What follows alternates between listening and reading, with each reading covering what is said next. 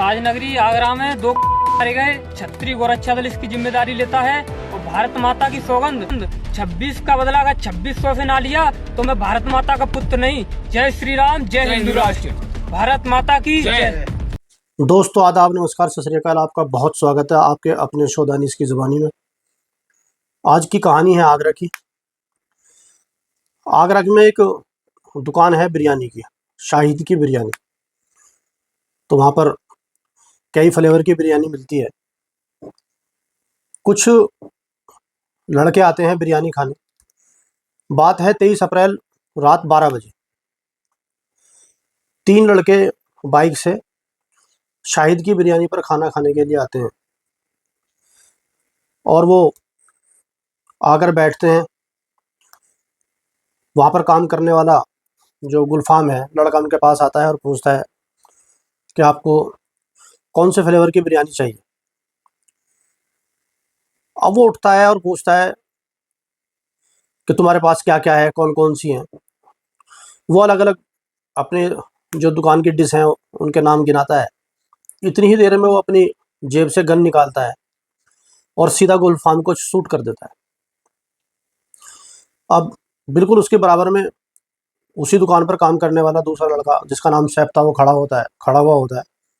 जैसे ही गोली चलती है वो घबरा जाता है और इससे पहले वो कुछ सोच पाता, जो दूसरा लड़का था वो उस पर फायर कर देता है। उसकी गोली उसके कंधे पर लगती है और वो गिर जाता है। दोनों लड़के आनन फानन में वहाँ से भागते हैं और जो तीसरा लड़का अभी बाइक पर ही बैठा हुआ था उसके पीछे बैठते हैं और तीनों वहाँ से गायब। अब आनन फानन में पुलिस को फ़ोन करा जाता है। गुलफाम और सैफ को अस्पताल ले जाया जाता है क्योंकि गुलफाम को गोली सीधी लगी थी तो गुलफाम की मौत हो जाती है। लेकिन सैफ के कंधे पर गोली लगी थी जिसकी वजह से वो घायल होता है और उसकी जान बच जाती है। पुलिस आती है, सारी चीज़ें देखती है, सीसीटीवी फुटेज वगैरह जांच करती है, उनसे बात करती है तुम्हारा किसी से झगड़ा लड़ाई या कोई कहासुनी हुई हो। गुलफाम के बारे में पता करती है, फिर सैफ के बारे में पता करती है कि कहीं ना कहीं कोई दुश्मनी का एंगल सामने है। पुलिस ये सब कुछ पता कर ही रही थी कि इतने में एक सोशल मीडिया पर एक बड़ा खतरनाक सा वीडियो वायरल होता है जिसमें दिख रहा है कि 2 लड़के हैं, लाल रंग से उसके ऊपर लिखा हुआ भी है गौ रक्षा दल, क्षेत्रीय गौ रक्षा दल। मैं कोशिश करूंगा वो वीडियो आपको दिखाऊं। उस वीडियो में उनको उनके अंटी में हथियार लगे हुए हैं दोनों की और वो बड़े जोश में और वो कह रहे हैं कि आगरा में जो 2 डबल मर्डर हुए हैं हम उसकी जिम्मेदारी लेते हैं और हम 26 के बदले 2600 मारेंगे और हम चुन चुन कर मारेंगे। इस तरीके से वो बड़े जोश में हैं, हथियार लगे हुए हैं और कह रहे हैं कि इसकी जिम्मेदारी हम खुद लेते हैं। ताजनगरी आगरा में 2 मारे गए। छत्री गोरक्षा दल इसकी जिम्मेदारी लेता है और भारत माता की सौगंध 26 का बदला अगर 2600 से ना लिया तो मैं भारत माता का पुत्र नहीं। जय श्री राम, जय हिंदू राष्ट्र, भारत माता की जय। तो अब वो वीडियो वायरल होता होता पुलिस के पास पहुंचता है और पुलिस जो कि 2 हत्या की जांच कर रही थी, हत्या तो उसमें एक हुई थी, बाकी उनको हत्यारों को पता था कि उन्होंने दोनों को गोली मारी है तो दोनों वो मर चुके हैं, इसलिए वो वीडियो में 2 मर्डर की बात कर रहे हैं।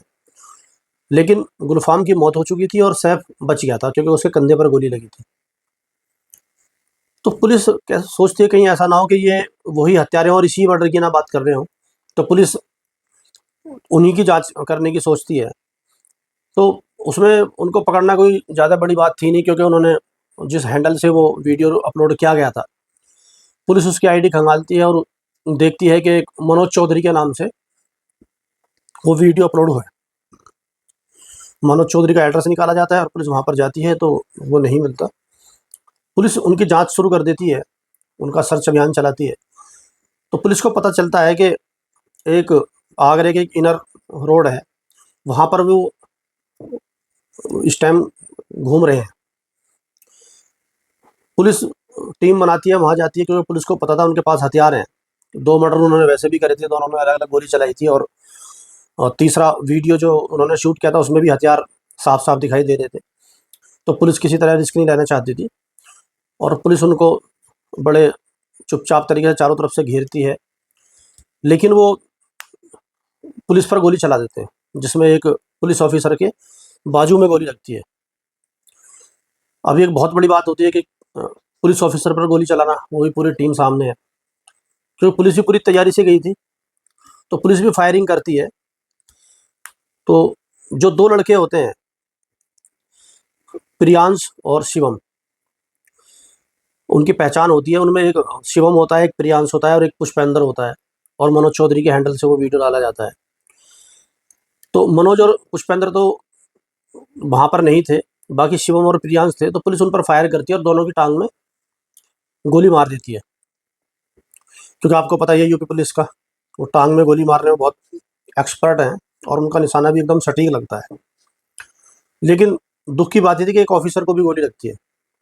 तीनों को अस्पताल भेजा जाता है, और वहाँ से उनके फिर बयान दर्ज किए जाते हैं। तो जो बयान सामने आते हैं, उसे देखकर मेरे ख्याल से देश का कोई भी नागरिक हो, वो चौंक जाएगा।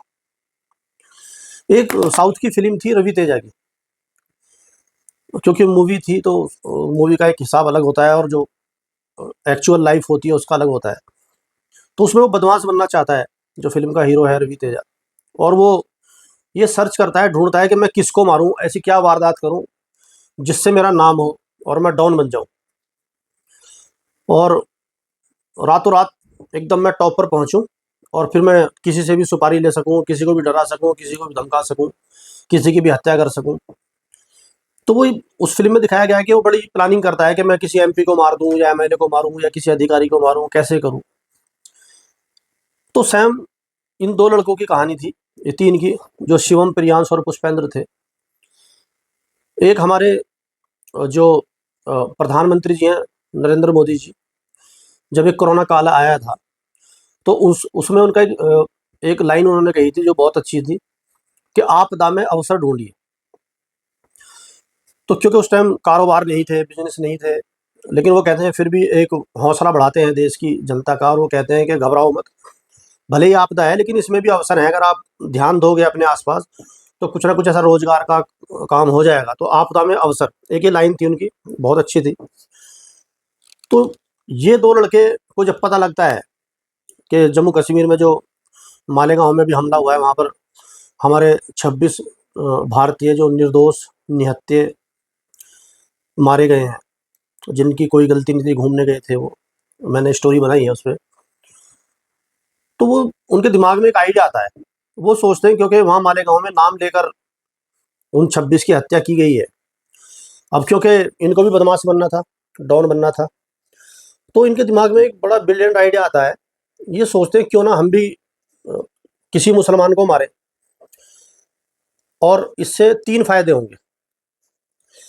पहला फ़ायदा इसमें ये होगा कि अगर हम जैसे हम मारते हैं और हम पकड़े जाते हैं, तो उसमें जितने भी रक्षा दल हैं, बहुत सारे हैं, हिंदू युवा वाहिनी है, बजरंग दल है, बहुत सारे हैं ये, तो उनको हमसे हमदर्दी आएगी, और अगर पुलिस हम पर कोई एक्शन लेगी या कोई ऐसी बात होगी, तो ये लोग धरना प्रदर्शन करेंगे, और हमारी जान तो बची जाएगी, बाकी हमारा नाम भी हो जाएगा पूरे देश में, तो हम एक बड़े डॉन बन जाएँगे, बड़े बदमाश बन जाएँगे।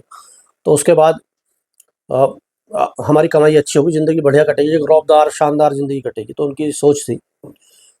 दूसरा उनका ये था कि जैसे ही हम उसको मारेंगे, किसी को भी मारना है, मतलब कोई ये नहीं है कि कोई इससे गुलफ़ाम से दुश्मनी थी, कि किसी भी तरीके से हम डॉन बन जाएँ, और हम डॉन भी बन जाएँगे, और कोई प्रॉब्लम आई तो जो दूसरे दल हैं, वो लोग हमारी हेल्प भी करेंगे, हमें छुड़ा भी लेंगे, वकील भी करेंगे, या जो भी होगी, वो सारी चीज़ होंगी, और हमारी जान भी बच जाएगी। इधर हम बचाने के लिए ये सारे आ जाएँगे, पूरे देश की हमदर्दी हमारे साथ होगी, क्योंकि वहाँ पे 26 मरे हैं, तो उसका बदला ये लोग ले रहे हैं। बाकी उस चीज़ का इनसे कोई ना कोई मतलब नहीं था कि वो कौन है, क्या है, बस उसका इनको फ़ायदा उठाना था, आपदा में अवसर था इनके लिए, कि ये एक हमारे लिए एक जो है ढाल बन जाएगा ये चीज़। और वो चीज़ उन्होंने जो वीडियो है उसमें कही भी है कि हम 26 के बदले इतने मारेंगे, इसकी जिम्मेदारी हम लेते हैं। ज़्यादातर आपने देखा होगा जो जो आतंकवादी संगठन होते हैं और ये कोई भी काम करते हैं, कोई भी वारदात जब करते हैं तो ये बड़े खुश होकर उसकी जिम्मेदारी लेते हैं। मतलब जिम्मेदारी लेने का मतलब ये होता है कि आप मतलब जो हमसे सब डरें कि हमने इतना बड़ा काम करा है, हमने ये बम विस्फोट कर दिया है, या हमने इतने आदमी मार दिए, या हमने प्लान हाईजैक कर लिया, तो उसकी बड़े चौड़े होकर जिम्मेदारी लेते हैं। तो उसी तरीके से दोनों उस वीडियो में बिल्कुल क्लियर जिम्मेदारी लें कि इसकी जिम्मेदारी हमारी है और हमने 2 को मार दिया है, बाकी हम इतने वहाँ इतने मरे, हम इतने मारेंगे। तो अब पुलिस खुद हैरान होती है कि ना इनकी कोई दुश्मनी है और ना इनको वो जो 26 वहाँ पर जो हत्याएं हुई हैं, ना इनको उसका कोई दर्द है, बस इनको एक आपदा में अवसर है। देखा और इन्होंने उठाया, गुलफाम को मार दिया। अब जो इनकी प्लानिंग थी, प्लानिंग इनकी ये थी कि 2 बंदे वहाँ पर हम तीनों जाएंगे, पुष्पेंद्र भी और शिवम भी और प्रियांश भी, और शिवम गाड़ी पर बैठा रहेगा बाइक पर, और वो एक वीडियो शूट करेगा और हम वहाँ पर जो भी हमें दिखेगा हम उसको गोली मारेंगे और फिर उस वीडियो को हम सोशल मीडिया पर डालेंगे और उससे जो हम डॉन बनेंगे। अब शिवम कहता है कि भाई तुम दोनों गोली चलाओगे, बदमाश तो मुझे भी बनना है, तो मैं ऐसे कैसे खाली शूट करूंगा, भाई शूट में मैं थोड़ी आऊँगा, तो मैं भी गोली चलाऊंगा। अब वो कहते हैं नहीं पुष्पेंद्र, देखो तुम मोटे हो और वहाँ से भागना भी है, तो तुम बाइक स्टार्ट रखना और तुम वीडियो बनाना, और जैसे ही हम शूट करेंगे वो तुम वीडियो को एकदम क्लिक करना और हम एकदम भाग के आएंगे और बाइक पे बैठेंगे, हम तीनों वहाँ से भागेंगे। खैर उनमें आपस में नोक झोंक होती है। अब तीनों शाहिद की बिरयानी पर पहुँचते हैं और वहाँ जाते ही, क्योंकि होड़ ये थी कि मुझे भी डॉन बनना है और मुझे भी डॉन बनना है, मेरा नाम होना चाहिए। अब पुष्पेंद्र जो कि बाइक पे बैठा है, अब प्रियांश और शिवम शाहिद की बिरयानी में जाते हैं कि बताओ कौन कौन सी बिरयानी है आपके पास, क्योंकि वो पहले भी उस पर जा चुके थे और पहले भी वहाँ खाना खा चुके थे। क्योंकि जब रात को ये चीज़ नॉनवेज की जो दुकानें होती हैं वहाँ पर ज़्यादातर लोग दारू पीकर नॉनवेज खाने के जो उन्हें एक हड़क उठती है और वो वहाँ पर उसको ढूंढते हैं, जाते हैं। तो वो दोनों जाते हैं और इत्तेफाक से गुलफाम आ जाता है, तो गुलफाम से पूछते हैं कि भाई कौन कौन सी बिरयानी तेरे पास है। इस बहाने वो बताना शुरू करता है और इतनी देर में वो गन निकालता है और सीधा गुलफाम को शूट कर देता है। अब दूसरा सोचता है कि यार इसने तो शूट कर दिया, मैंने तो करानी, कहीं ऐसा ना हो कि ये बदमाश बन जाए मैं रह जाऊँ। दूसरा उठाता है, उसकी साइड में सैफ खड़ा होता है, वो उसको शूट कर देता है। अब तीसरा वहाँ पे बैठा हुआ, वो संभल भी नहीं पाया अभी, ना उसने मोबाइल निकाला है जो वीडियो शूट करे, क्योंकि वो भी थोड़ा इतना तेज नहीं था जितने ये दोनों थे। वो शूटिंग हो नहीं पाती है और वो मर्डर हो जाता है इतनी देर में। वहाँ एकदम आनंद फानंद में भीड़ इकट्ठी होनी शुरू होती है और उन दोनों को ये लगता है कि ऐसा ना हो कि भीड़ हमें पकड़ ले और ये हमें ना मार दे, तो वो एकदम हथियार हवा में लहराते हुए वहाँ से भाग जाते हैं। अब वो जाके परेशान कि यार सारे काम हो गए, मर्डर भी कर दिया, गोली मार दी, 2 मर्डर कर दिया और इससे पुष्पेंद्र से शूटिंग नहीं हुई, और ये तो सारा मजा खराब हो गया, अब कैसे करें, अब कैसे डॉन बनेंगे। तो फिर उनको आइडिया आता है क्यों ना अब इसकी जिम्मेदारी हम लें। तो वो क्या करते हैं कि एक वीडियो बनाते हैं और उस पर लिखते हैं क्षेत्रीय गौ रक्षा दल। ये लाइन सिर्फ इसलिए थी कि दूसरे संगठन, अगर हम पे कोई मुसीबत आई तो ये संगठन आएंगे और हमारी हेल्प करेंगे। जबकि क्षेत्रीय दल का जो पुलिस का बयान है, मैं आपको पुलिस की अभी वीडियो दिखाऊंगा जो पुलिस ने इसमें प्रेस कॉन्फ्रेंस करी है, पुलिस ने उसमें बताया है कि कैसे क्या है, उसको वीडियो को मैं कोशिश करूंगा दिखाऊं। तो इससे उनका कोई मतलब नहीं है।